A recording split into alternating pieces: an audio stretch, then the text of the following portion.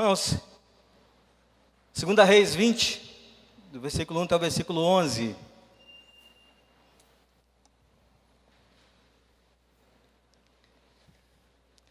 O pastor recitou um texto bonito agora pela manhã, Salmo 121. Eleva os meus olhos para os montes. Amém. Deus seja louvado. 2 Reis 20, versículo 1. Nós vamos falar um pouco hoje de manhã a respeito da vida do rei Ezequias. Só que eu queria, antes de entrar no texto, lembrar dos irmãos um pouquinho quem foi o rei Ezequias. Ezequias era filho de Acás, o pai dele era Acás, e a mãe dele se chamava Abi. Vocês lembram quem era o rei Acás? Acás era um homem perverso, perseguidor. O homem perseguia inclusive Deus, difamava Deus. Ele fechou as portas do templo do Senhor e colocou ali ídolos, colocou ali coisas relacionadas a Baal, e foi começando então de forma que o evangelho, que a pregação da palavra, que aqueles cristãos, aquelas pessoas tementes a Deus fossem devidamente perseguidas. Era um homem cruel, com coração duro, rígido, incapaz de fazer o bem. Acás era o homem que só pensava em si mesmo, extremamente corrupto. Um homem que se filiava, ou se filiou ao rei da Síria, para que pudesse ter benefícios em relação à sua pessoa, não em relação ao seu povo. Veja bem que diferença. Ele não procurou se filiar para que as pessoas pudessem ter algum benefício, não. Ele queria benefício próprio, ele queria se autopromover. E o que aconteceu, irmãos, na história foi que o rei Acás foi um dos piores reis já existentes na história da humanidade. Ele foi extremamente ruim para todo o povo. Perverso, corrupto, idólatra, perseguia ao próprio Deus através dali do seu povo.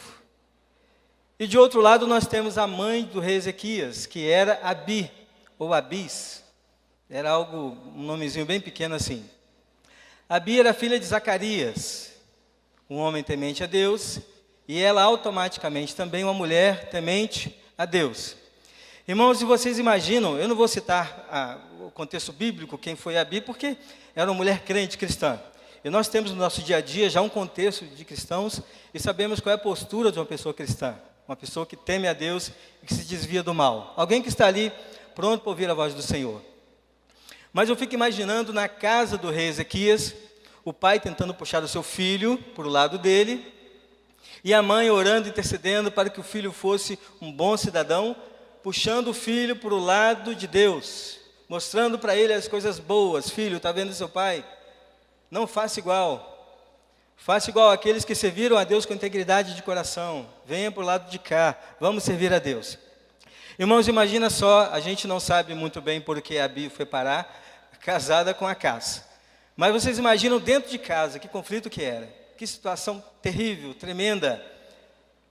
Uma mãe puxando seu filho para o lado de Deus, ensinando ele as coisas relacionadas ao reino de Deus, lembrando ele a bondade de Deus através da história, e o pai tentando também puxar o seu filho para o lado dele. Filho, venha para o meu lado é próspero, meu lado é tranquilo, é um lado de riquezas. Imagina aquela queda de braço, né, aquela puxa a corda para cá e puxa a corda para lá. E graças a Deus, irmãos, na história do rei Ezequias, quem que venceu essa batalha? Abi venceu, através da oração. Porque a Bíblia nos diz que Ezequias foi um rei muito bom. Ezequias foi um rei extremamente bom para o seu povo. E isso, irmãos e irmãs, foi fruto da perseverança, da oração de Abi, sua mãe, para com o seu filho. Irmãs e irmãos, fica aqui um incentivo para vocês que têm esses tipos de problemas dentro de casa. Interceda, ore. O seu socorro, ele vem do Senhor, que fez os céus e fez a terra. Ezequias foi um rei maravilhoso. A história conta que foi um dos melhores reis, dos 19 reis que existiram naquela época. 6 tiveram seu registro como bons reis na história. E um desses registros está relacionado ao rei Ezequias. Irmãos, a oração vale a pena. Persevere, ore pelo seu filho, ore pelo seu esposo, ore pela sua família. Esposo, ore pela sua esposa, interceda pelos seus filhos. A oração, irmãos, através da história, tem valido a pena. Porque o resultado quem dá é Deus. Deus sonda o coração, Deus ouve o coração. E Deus entende o que realmente está no nosso íntimo de desejo. E Deus vai então fazendo com que coisas maravilhosas aconteçam, mas isso vai depender da oração. E eu queria convidar os irmãos e irmãs para lerem comigo nesse momento. 2 Reis 20, do versículo 1 até o versículo 11. Eu vou ler, os irmãos prestem atenção.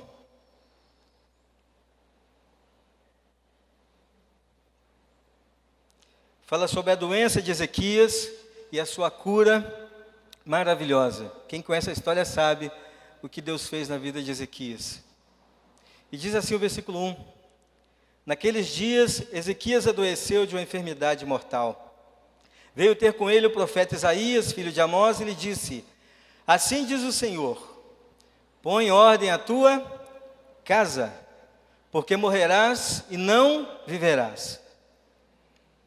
Então virou Ezequias o rosto para a parede e orou ao Senhor, dizendo: lembra-te, Senhor, peço-te, de que andei diante de ti com fidelidade, com inteireza de coração, e fiz o que era reto aos teus olhos. E chorou muitíssimo. Antes que Isaías tivesse saído da parte central da cidade, veio a ele a palavra do Senhor, dizendo: volta e dize a Ezequias, príncipe do meu povo, assim diz o Senhor, o Deus de Davi teu pai: ouvi a tua oração e vi as tuas lágrimas, e eis que eu te curarei. Ao terceiro dia subirás à casa do Senhor. Acrescentarei aos teus dias 15 anos, e das mãos do rei da Síria te livrarei, a ti e a esta cidade, e defenderei esta cidade por amor de mim, e por amor de Davi, meu servo. Disse mais Isaías: tomai uma pasta de figos. Tomaram-na e a puseram sobre a úlcera, e ele recuperou a saúde. Ezequias disse a Isaías: qual será o sinal de que o Senhor me curará, e de que ao terceiro dia subirei à casa do Senhor? Respondeu Isaías: ser-te-á isto da parte do Senhor, como sinal de que ele cumprirá a palavra que disse: adiantar-se-á a sombra 10 graus, ou os retrocederá? Então disse Ezequias: é fácil de que a sombra adiante 10 graus. Tal, porém, não aconteça, antes retroceda 10 graus. Então o profeta Isaías clamou ao Senhor e fez retroceder 10 graus a sombra lançada pelo sol declinante do relógio de quem? Do relógio de Acás. Irmãos, depois de ter lido o texto, eu ainda quero recontar a história para que fique bem memorizada na vida dos irmãos. Aquilo que não está aparente, está nas entrelinhas. E eu queria recontar nesse momento para os irmãos. Ezequias, o texto diz que ele contrai uma doença. E nós não sabemos que doença é essa. A Bíblia fala que ele contrai uma úlcera, algum tipo de úlcera, e é um tipo de tumor. E naquela época era muito comum que os profetas, eles fossem intermediários da palavra de Deus com os reis. Hebreus fala sobre isso, Hebreus 1. Tendo Deus outrora falado, muitas vezes aos nossos pais, por quem? Pelos profetas. Antigamente, Deus falava pelo povo através dos profetas. E o próprio Hebreus diz que hoje Ele nos fala em Jesus, que é criador de todas as coisas e tudo que há, enfim. Mas olha só, o profeta Isaías, ele vem falar com Ezequias.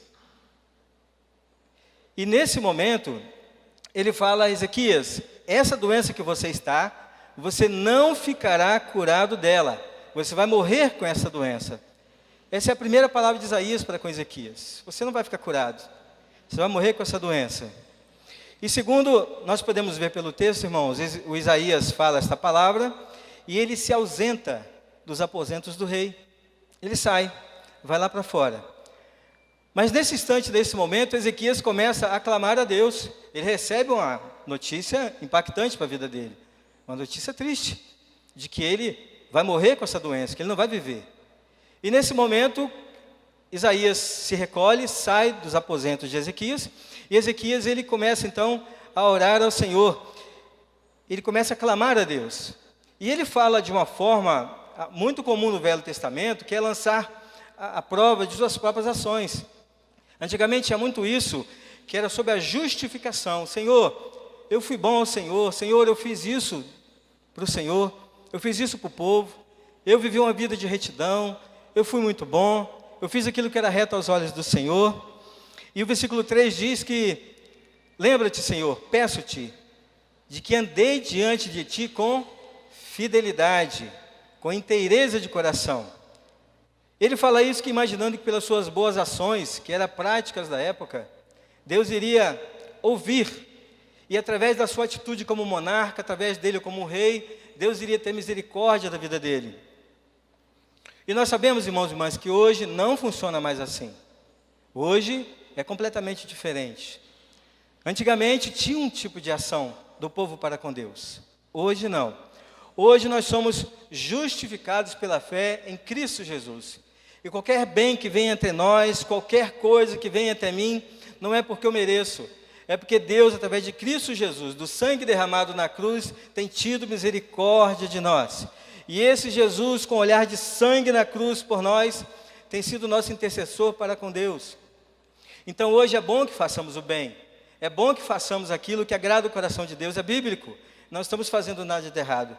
Mas a nossa justificação, os nossos atos, eles são atos de sangue, um pacto de sangue que Jesus fez na cruz em prol de nossos pecados. Se entendemos isso, irmãos e irmãs, nós viveremos uma vida de santidade e retidão diante de Deus.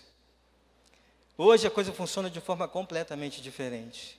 Quer ser lavado, quer ser restaurado, quer ser purificado, clame a Jesus, que através do sangue do Cordeiro, a nossa vida ela é uma vida transformada, restaurada, através da minha oração, através da sua oração. Através da morte e ressurreição de Cristo, tudo mudou na nossa vida. E hoje nós damos graças e glórias a esse Deus, porque a nossa vida é alcançada pela fé em Cristo Jesus. Irmãos, mas Ezequias, ele chora profundamente, amargamente. Eu acho até interessante e um pouco estranho, porque o texto diz que Ezequias, ele vira de lado na cama para a parede. E cadê aquela cama glamourosa, aquela cama de rei, né? Aquela cama frondosa, toda bem estruturada, cheia de tecidos, colchões, toda macia, né?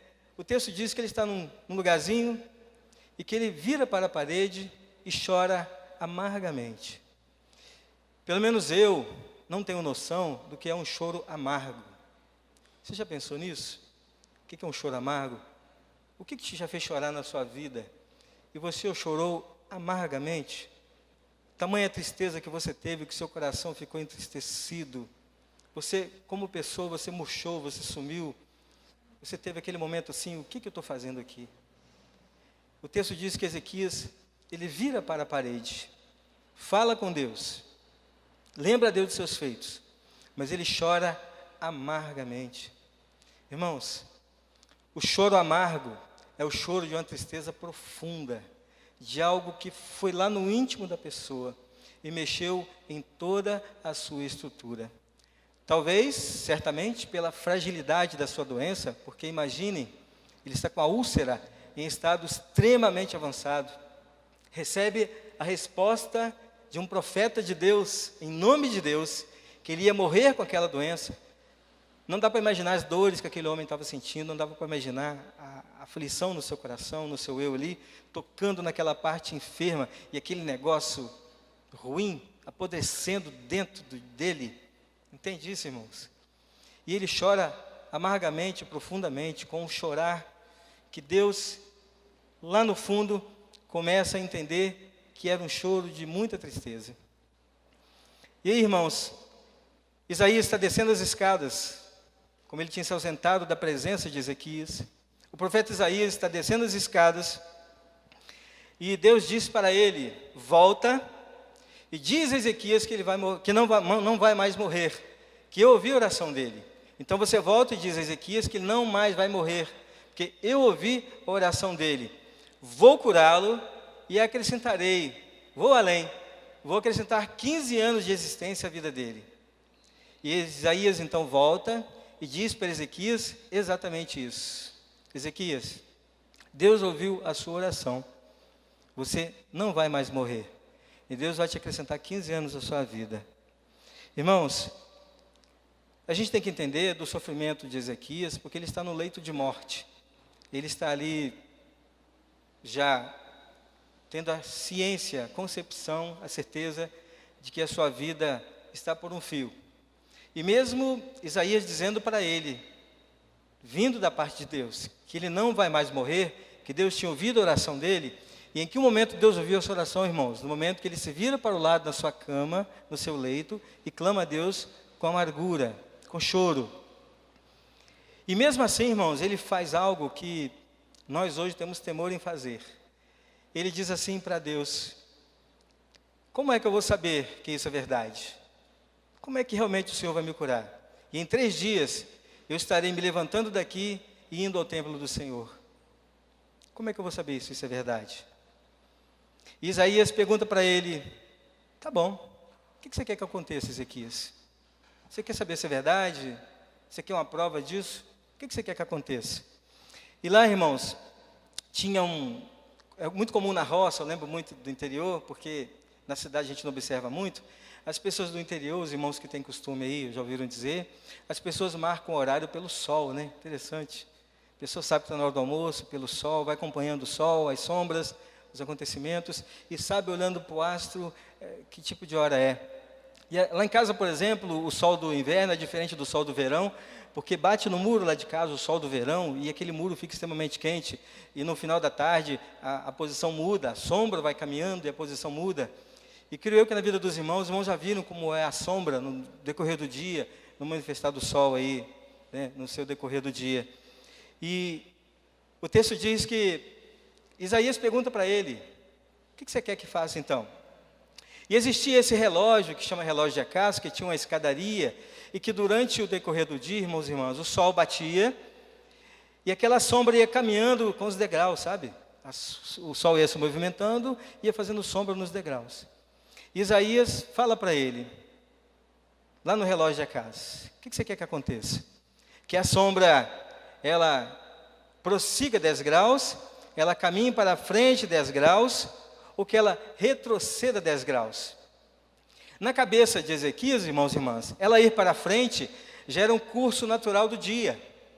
A sombra caminhar para frente, isso já iria acontecer. Tudo bem que o profeta está falando que naquele momento ela iria rapidamente caminhar 10 graus. Era um ângulo que visivelmente iria perceber que a sombra caminhou. Mas Isaías, no seu consentimento, na sua sabedoria, ele falava: bom, para frente, está fácil, porque já é procedimento do dia, a sombra já faz isso normalmente. Eu quero que a sombra retroceda 10 graus. Sabe por quê, irmãos? Nós estamos falando de um Deus que tudo pode. E Ezequias tem a certeza de que para frente o curso do dia já toma conta. Agora para trás não. Fazer com que as coisas retrocedam o decorrer do dia, somente um Deus de poder, somente um Deus de maravilha consegue fazer. Somente um Deus que tem controle de tudo, dos astros, da natureza. Somente um Deus que tem o controle da situação da vida, um Deus criador, um Deus que gerou tudo. Somente esse Deus consegue fazer. Talvez uma sombra passasse diferente naquele momento adiante, e o sinal fosse ali meio que duvidoso na vida de Ezequias. Mas ele pensou assim: bom, se isso acontecer, se essa sombra retroceder, ela realmente vem de Deus, porque somente um Deus poderoso, um Deus que tem o domínio da vida, das coisas em suas mãos, consegue fazer. E ele é muito ousado em falar isso, irmãos e irmãs. É muito ousado. E sabe o que acontece, queridos? A sombra retrocede 10 graus. Ezequias percebe, ele consegue entender e visualizar que pela palavra de Isaías clama a Deus. E através da palavra de Isaías, a sombra se recolhe 10 graus nos degraus que era tido como o relógio de Acás. Irmãos e irmãs, somente um Deus que controla os astros, somente o Deus que controla o universo, o tempo, suas intempéries, consegue alterar o curso da vida em favor dos seus. Você crê nisso, irmãos e irmãs? Você crê nisso? Você já parou para pensar, o Salmo 121 que o pastor leu aqui há pouco, na escola dominical, na liturgia? Elevo os meus olhos para os montes, e de onde virá o meu socorro? De onde vem o meu socorro? O meu socorro, ele vem do Senhor, que fez os céus e a terra. E o pastor disse que esse Deus consegue ir muito além, consegue ir além dos montes, ele consegue transformar as coisas em favor dos seus.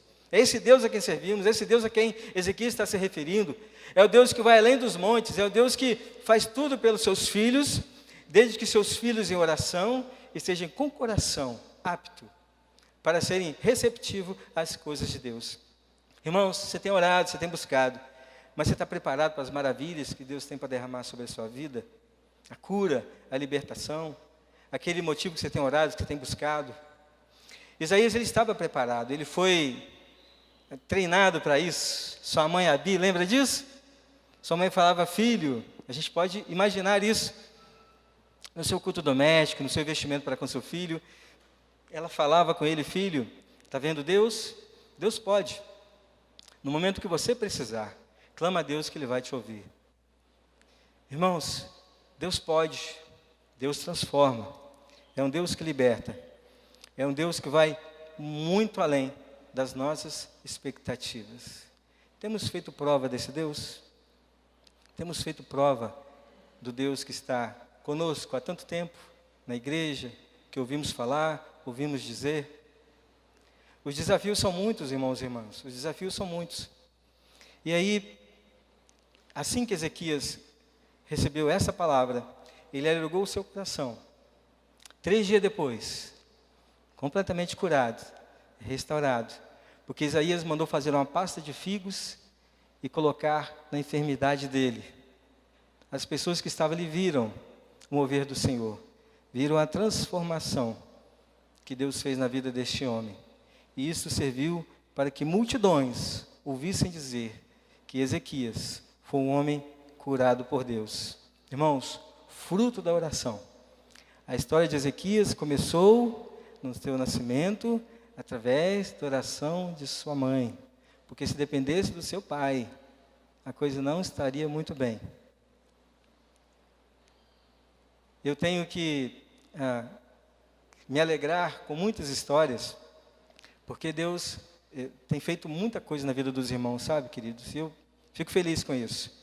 A gente vê Deus trabalhando, Deus está caminhando com o povo, Deus tem se apresentado como Deus real. Se você não tem ainda sentido esse Deus, eu te convido a sentir esse Deus através de Cristo Jesus. Abrir o seu coração, fala, Senhor, eu estou aqui. Se encontre com Deus, fale com Deus e deixe as coisas acontecerem na sua vida. Ao longo das histórias, eu tenho visto, ao longo da minha vida, Deus tem feito maravilhas na vida do seu povo. E eu tenho pedido, Senhor, mostra para mim a tua grandeza, mostra para mim quem é o Senhor. E Deus tem feito maravilhas na minha vida. Talvez, na nossa pequenez, eu tenho exigido mais de Deus. Mas Deus sabe do nosso coração. A gente sempre quer um pouco mais, não é verdade? A gente nunca para de orar. Sempre tem algo para consertar, sempre tem algo para rever. A gente tem um motivo de oração. A gente precisa parar para agradecer também. Porque faz parte da vida dos cristãos. A gente pede, a gente intercede, a gente também precisa agradecer. E assim como eu tenho visto Deus fazendo maravilhas na vida do povo, eu tenho agradecido também por Deus estar fazendo isso na vida do povo, que para mim é um sinal da presença de Deus. E qual é o sinal que você tem da presença de Deus na sua vida? O que Deus tem feito por você? Por quem você tem orado? Por quem você tem intercedido? Qual é o motivo que tem te levado a orar a Deus? É interessante que Ezequias, por mais que ele tivesse sido fiel a Deus, lá no versículo 6, ele diz que, Deus diz assim, acrescentarei os seus dias 15 anos, e das mãos do rei da Síria te livrarei. Por que Deus está falando que vai livrar do rei da Síria, irmãos? Acas era um homem que tinha um trato muito forte, uma conivência com o rei da Síria. Ele era um homem corrupto, tinha uma aliança com esse rei. Só que quando Acás falece. E Deus coloca Ezequias no reinado. Ezequias rompe com esse laço de corrupção. E Ezequias começa a reinar para o povo, com o entendimento que ele tem, com o coração aberto, receptivo às coisas de Deus. Ele começa então a reinar para o povo. Ele então rompe com esse laço que o pai dele tinha feito com o rei da Síria. E automaticamente, o rei não gostou. O rei da Síria não gostou. Então começou a perseguir o rei Ezequias. Então por isso que Deus diz assim, acrescentarei os seus dias, no versículo 6, 15 anos, e das mãos do rei da Síria te livrarei, a ti, a esta cidade, e defenderei esta cidade. Mas por quem? Por Ezequias? Não. Por amor de mim e por amor de Davi, meu servo. Irmãos, Deus foi censurado por Senaqueribe, que era o rei da Síria. Deus foi eliminado da convivência daquele povo nesta época, porque era um homem corrupto, era um homem que não tinha nenhuma ligação com Deus. Ele não era temente a Deus. Então era um homem que fez muito mal ao povo naquela época. E Deus diz que vai se rebelar contra e vai levar o seu povo das mãos de Senaqueribe, por ele ter insultado o povo de Deus. Ele fala assim, olha, Ezequias, eu vou fazer isso por amor ao meu povo. Eu vou contra este rei, por amor ao meu povo, mas também por amor ao meu servo Davi. Irmãos, Deus tinha feito uma promessa para Davi, de que homem algum sentaria no trono, e que a cidade seria destruída. Deus até permitiu que reis fossem para o trono, mas não que a cidade fosse destruída por causa desses reis, na gestão desses reis. Na época, Deus colocou homens dele, como gestor da cidade, para destruir aqueles que intentaram contra a pessoa de Deus. Por amor de Davi, Salmo 132 fala muito bem sobre isso. Isaías 37, versículo 35, Deus diz que será um protetor da cidade, em relação a Senaqueribe. Senaqueribe, ele vai vir contra a cidade. Se preparem para isso. Quando o povo de Deus realmente se coloca como cristãos e faz aquilo que é reto diante do Senhor, inimigos aparecerão. E Isaías 37 diz que Senaqueribe, logicamente, ele intentou contra a cidade de Deus, contra o povo de Deus, porque Ezequias estava com seu coração voltado para fazer aquilo que era bom diante de Deus. Irmãos, e da mesma maneira hoje, quando nós olhamos para os nossos inimigos, nós não devemos temer. Precisamos ter atenção quanto a isso, porque Deus diz em Isaías 37, para que o povo não olhe para o que o rei está fazendo, Senaqueribe está fazendo. Deus chama a atenção do povo, para que o povo olhe para as coisas que irão acontecer pela fé. Meu povo, olhe para mim, se concentre em mim, aquilo que eu posso fazer, aquilo que eu vou fazer pela vida do povo. Porque se vocês desviarem e olhar para o rei, o que ele vai fazer contra vocês, vocês vão cair. O rei não é mais forte do que o seu Deus. Irmãos, Deus fala isso porque nós, às vezes, temos uma questão a resolver com Deus e oramos com fé. Mas, se nós somos distraídos pela ação do inimigo, por algo que está intentando contra nós, se nós baixarmos a nossa guarda, nós vamos temer. Porque nós vamos nos despir das vestes celestiais e vamos ver o problema, vamos ver a dificuldade. E aí o que acontece é que quando nós enxergamos o problema, não olhamos para Deus, a gente fica despreparado. Nós caímos. O nosso ser fica completamente frágil, fragilizado. Então Deus está dizendo para o povo, esperem com esperança. Isaías 37, esperem com esperança. Eu vou fazer o melhor sobre vocês. Mas o olhar de vocês tem que ser o olhar para mim. Se concentre naquilo que eu vou fazer. Se concentre nas minhas promessas. Olhem para o passado. Vejam o que eu já fiz. Tenham fé. Perseverem. Busquem a minha presença, que eu vou livrá-los das mãos do rei. Irmãos, o povo começou a interceder e a olhar para Deus com um olhar muito mais maduro, com um olhar diferente. Porque eles passaram a ver o inimigo É claro que o inimigo estava se movimentando, mas eles passaram a ver o inimigo como somente um inimigo. Eles não estavam mais preocupados com as artimanhas que seriam feitas, com o poder bélico, o poder de destruição, o grande volume de homens, né? Porque o rei Senaqueribe não tinha só aquele reinado ali que poderia ir contra Ezequias. Ele tinha outros reis também que eram coniventes, que tinham feito aliança. E todos poderiam se revoltar contra Ezequias, contra o reinado de Judá. E Deus não permitiu que isso acontecesse, irmãos.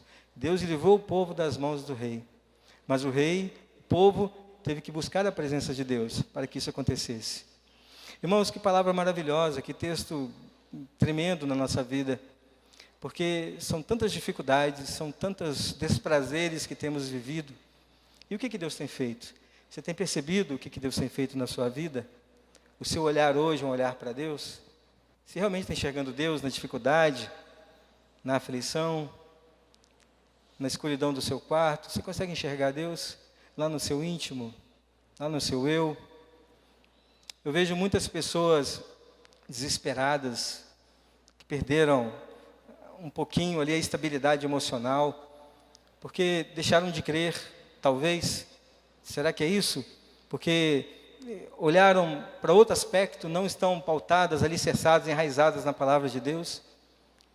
E olha que a gente tem aprendido tanto, a gente tem vivido tanto, nós temos presenciado tantas maravilhas dentro da palavra de Deus, a gente tem visto Deus se comportar, se manifestar na vida da própria igreja. A gente tem visto hoje o caminhar de Deus na vida do seu povo. E como que é o nosso comportamento? Como que é a nossa visão de reino? Ezequias, em 2 Reis 18, versículo 5, diz que Ezequias depositou toda a sua confiança em Deus. Toda a sua confiança em Deus. A Bíblia diz que o resultado disso, né, no próprio 2 Reis, é que, de modo que não houve ninguém semelhante a ele, semelhante ao rei Ezequias, entre todos os reis de Jerusalém, nem antes e nem depois. Ezequias, 2 Reis 18, de 5 a 7, diz que Ezequias conservou-se fiel ao Eterno, sem jamais se afastar dele. Embora as lutas, embora as aflições, embora tanta coisa acontecendo, Ezequias, ele conservou-se fiel. E é interessante que, além de se conservar-se fiel, ele teve a atitude de conservar os mandamentos que o Senhor deu a Moisés, os 10 mandamentos. Ele preservou os 10 mandamentos e apresentava os 10 mandamentos ao povo dia após dia. E diz o texto que o Deus eterno esteve com Ezequias e lhe acrescentou prosperidade em tudo que Ezequias fazia. Irmãos, a fé é certeza de coisas que a gente não enxerga. E através da fé, o povo de Deus precisa de atitude. Nós temos fé, amém? Temos fé? E o que regula a nossa fé? Qual é a nossa atitude em relação à nossa fé? O que vem depois da nossa fé? Qual é a nossa prática em perseverar, em testemunhar para nós mesmos que nós temos fé? O que nós temos feito na prática para revelar para nós mesmos que a nossa fé tem um fundamento? O que você está fazendo com a sua fé? Qual é o resultado da sua fé? A fé não é um negócio que você pega e encaixota dentro do seu coração e fica com ela no seu quarto no escuro. A fé é algo que você pega, fala com Deus na individualidade, no seu íntimo, sim, no seu quarto, em oração, mas a fé é algo prático, é algo que você tem que caminhar com Deus, de mostrar, colocar em prática no seu dia a dia, que isso está acontecendo. No primeiro ano do reinado de Ezequias, quando nós observamos aí a história do rei Acás, que ele fechou todas as portas do templo do Senhor. Irmão, sabe o que é isso? Entrar alguém no poder e mandar fechar as igrejas? Você sabe o que é isso, irmãos? Entrar alguém no poder e falar, não, a igreja, ela tem que ser uma igreja ecumênica. Calma aí. A igreja tem que aceitar todo mundo. A igreja tem que estar aberta para receber o que o mundo tem a oferecer também. A igreja tem que deixar de ser igreja. Por que a igreja é só um grupinho selecionado, seleto? E o rei Acás fez isso. Ele falou, bom, esse povo é um povo que está me dando prejuízo. É um povo que está indo contra mim. Vou fechar todos os templos e vou levantar na cidade monumentos, estátuas, estatuetas a Baal, a Baalins. E começou então a colocar dentro da cidade coisas que não eram concernentes ao reino de Deus. Irmãos, quando alguém está no comando, no poder, que não é temente a Deus, as aparências enganam muito, tremendamente. E a gente precisa orar para colocar no poder pessoas que são tementes a Deus. Porque somente a nação será feliz se Deus for o Senhor da nação. Se Deus não for o centro de nossas atenções, essas coisas não acontecerão. Não veremos a manifestação de Deus. Talvez com muita misericórdia, com muito amor, Deus vai fazer com que coisas aconteçam. Mas o certo é, o correto é, que como crentes cristãos tenhamos atenção. Porque é exemplo de Acás. Ele mandou fechar todos os templos existentes naquela cidade. Ele não permitiu que os templos ficassem abertos para quem quisesse adorar. Ele mandou fechar todos os templos. E a primeira coisa que Ezequias faz quando assume o poder, depois de seu pai, é o quê? Reabrir as portas do templo do Senhor. E o povo fica alegre, o povo fica feliz, o povo fica manifesto de tamanha alegria, que entende que Deus está agindo, que Deus está com o povo. E Ezequias então reconhece, o povo reconhece o valor da casa de Deus. A abertura do templo, o povo reconhece o valor da casa de Deus. Nessa abertura do templo, irmão, nós podemos imaginar coisas maravilhosas acontecerem, porque o povo, quando entra na casa de Deus para adorar, o seu coração se alegra. Na semana passada, no domingo passado, eu tenho feito um trabalho com algumas igrejas, dentro da área da minha nova área, que é a psicologia, e eu tenho visitado algumas igrejas. E eu separei o domingo passado para visitar algumas igrejas, umas que eu já tinha o convite, outras que eu fui para poder me apresentar. Na região de Santa Mônica, isso foi semana passada, domingo passado, tá?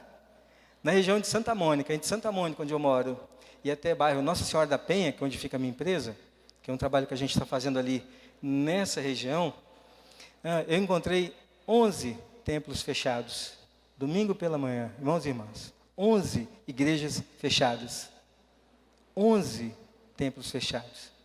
Os irmãos conhecem a nossa região, entre Santa Mônica, a gente passa ali por Vila Nova, Jardim Azteca, e depois vem o bairro Nossa Senhora da Penha. Irmãos, eu não vou aqui julgar igreja alguma, mas tinham 11 igrejas fechadas, 11 igrejas, pelos locais por onde eu passei.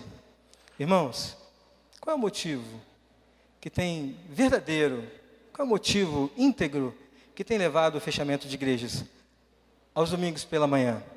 Nós estamos falando em 11 templos, 11 igrejas, num raio de 2,5 km. Se os irmãos entenderem de medida, vão saber o que eu estou falando. Com 2,5 km, você faz uma caminhada curtinha aí de 25 minutos. 30 minutos aí, para quem vai mais devagarinho, né? Em 30 minutos de caminhada, nós temos aí 11 igrejas fechadas. Irmãos, num lugar próximo, como é o nosso, num lugar promissor, como é o nosso, um lugar que Deus tem tanto a fazer. Não estou julgando, irmãos e irmãs. Mas o que esses irmãos estão fazendo fora da igreja? Será que estão cultuando a Deus fora da igreja? Estão onde? Se as igrejas estão fechadas, se essas igrejas têm pessoas, essas pessoas estão onde? Vocês conseguem responder? Muitos vão estar em casa, orando, buscando, intercedendo no horário do culto, outros nem tanto. Mas, irmãos, o que eu quero chegar é que na segunda-feira está todo mundo trabalhando. Não tem Covid. Tem igrejas que eu encontrei que está fechado pela manhã, mas está aberto 6 horas. 6 horas você pode vir. Então, não há um contexto muito que tem uma ligação, porque o Covid que tem de manhã é o Covid que tem à tarde. A gripe que vai ter de manhã é a gripe que vai ter à tarde. Vocês conseguem me entender? Sem julgar ninguém, dentro da nossa expectativa como cristãos. Mas, irmãos, mesmo que as igrejas tenham um bom argumento, um bom álibi para isso, mas imaginem nós, na segunda-feira, está todo mundo trabalhando, você não vai deixar de ir no seu emprego, você não vai fechar a sua empresa na segunda-feira pela manhã, você não vai fechar a sua empresa, se não for por ordem do governo, por algo que está muito acima da nossa capacidade, você não vai fechar a sua empresa na segunda-feira pela manhã e vai abrir a empresa às 6 horas da tarde. Você não vai fazer isso. Você vai fazer? Você não vai fazer. Por que a igreja tem que ser prejudicada por isso? O que leva a pensar que a igreja pode ser prejudicada por isso? É só para os irmãos pensarem aí, uma experiência que eu tive na semana passada e que muito entristeceu o meu coração. A gente está fazendo um trabalho, tentando reerguer, fazendo um trabalho pastoral. A gente está fazendo um trabalho de aconselhamento pastoral. Eu tenho ido nas igrejas, tenho buscado, tenho feito a minha parte, é um trabalho voluntário que eu tenho feito. Mas eu fico triste porque as coisas têm acontecido aos nossos pés, ao alcance de nossas mãos, sabe? E as coisas precisam dar uma melhorada. Porque senão, Vila Velha não será uma Vila Velha do Senhor Jesus. Imagina, se num trecho pequeno de 2,5 km, num domingo belíssimo de sol pela manhã, existiram 11 igrejas fechadas, vocês imaginam o que dirá em toda a Vila Velha? Quantos templos fechados domingo pela manhã? O que essas pessoas estão fazendo? Estão buscando a Deus? Amém por isso. Tem seus propósitos? Amém por isso. Mas vamos olhar com carinho para a vida da igreja. A igreja precisa. Tem pessoas que precisam do alicerce, de estruturar-se. Tem pessoas que ainda estão novos na fé, que ainda estão tomando leite materno, que não estão ainda comendo comida sólida, como diz o apóstolo Paulo. Pessoas que precisam da estrutura da igreja. São neófitos, pessoas que precisam do entendimento, para que eles possam buscar a Deus, para ter a fé que Ezequias teve, de no momento certo, fazer aquilo que era reto diante de Deus. Quando a gente olha para Ezequias, irmãos e irmãs, ele não foi automaticamente seguindo o curso que já estava programado. Ele rompeu as barreiras. O seu pai vinha na sequência de afazeres, que ele falou, opa, na minha gestão eu vou romper isso e vou fazer o que é melhor diante de Deus. Ele não continuou com aquilo. Então um convite para nós, vamos fazer aquilo que é melhor diante de Deus. Vamos repensar a nossa vida hoje, o dia é hoje, o momento é hoje. O que você pode fazer de melhor para Deus? Porque Deus vai começar a trabalhar no seu coração. Mesmo Ezequias sendo um Deus, mesmo Ezequias sendo um rei extremamente próspero, e que a Bíblia diz que nem antes nem depois existiu rei como ele, Deus fala para Ezequias lá no versículo 6, que ele estava fazendo aquilo tudo, que era por amor dele, de Deus, por amor de Davi e por amor do povo dele. Deus sabe o que Ezequias foi importante. Deus sabe, irmãos, o tanto que você é importante para a vida de Deus. Deus te ama, Ele conhece você. Mas muita coisa acontece, não é por sua causa, entenda isso. Muita coisa pode acontecer para Deus abençoar outras pessoas através de você. Deus pode te usar. Então você pensa assim, Deus me abandonou, Deus me deixou na mão, Deus não ouve a minha oração. E a gente fica esquecido que a nossa vida espiritual são coisas relacionadas concernente ao reino de Deus. E Deus, no silêncio, Ele pode usar a sua aflição para abençoar a vida de muitas pessoas. Deus, através da sua fé, no meio ao turbilhão de problemas, Ele pode usar pessoas para enxergar em você uma pessoa centrada, embora com problemas, mas uma pessoa centrada na palavra dEle. E Deus fala isso para Ezequias. Pelo menos, deixa Ezequias entender de que as coisas podem acontecer, que as coisas têm um fundamento, mas que ele aguarde, espere, porque ele, como Deus, iria fazer, observando o seu povo, observando a promessa que ele tinha feito. Irmãos, e promessa é promessa. Você pode até não ver a promessa que Deus vai fazer, mas Deus vai fazer, porque promessa é promessa. E o versículo, lá no versículo 1, convidar os irmãos para ler de novo.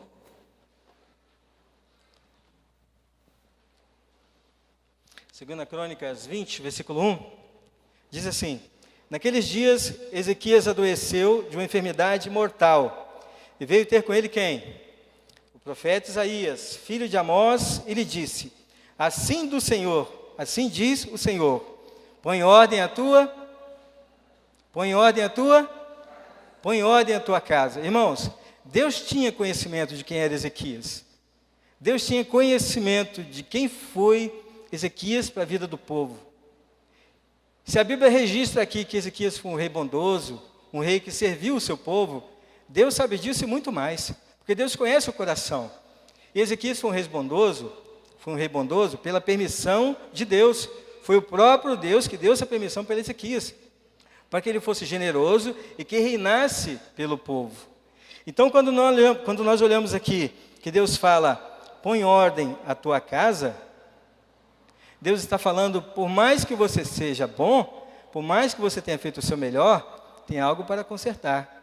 Então olha para você, olhe para o seu lar e olhe para a sua casa. Eu vou me atrever a dizer, irmãos e irmãs, que nos dias de hoje, você tem que olhar para a sua casa no que tange relacionado aos dízimos e às ofertas.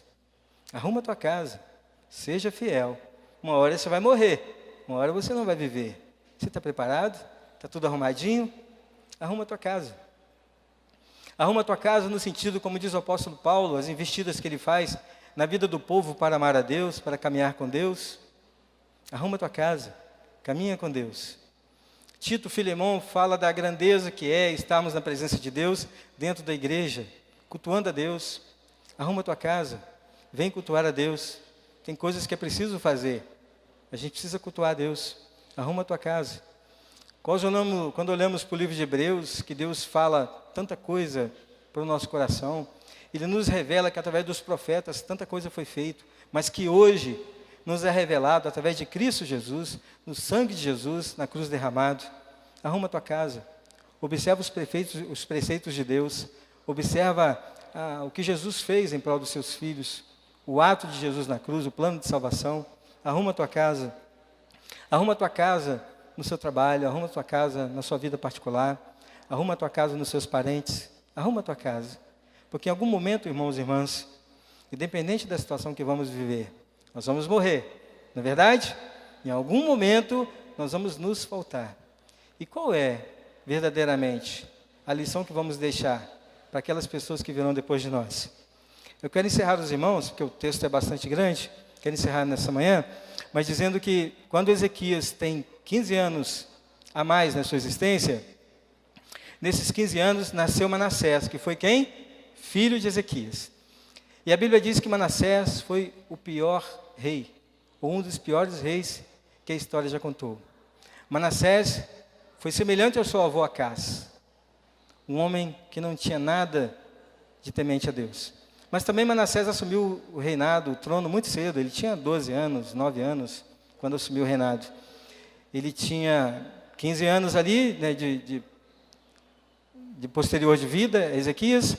Nesse tempo nasceu Manassés, que depois Ezequias morre e reina Manassés. Então tinha uns 13 anos de reinado. Tinha 13 anos quando Manassés começou a reinar.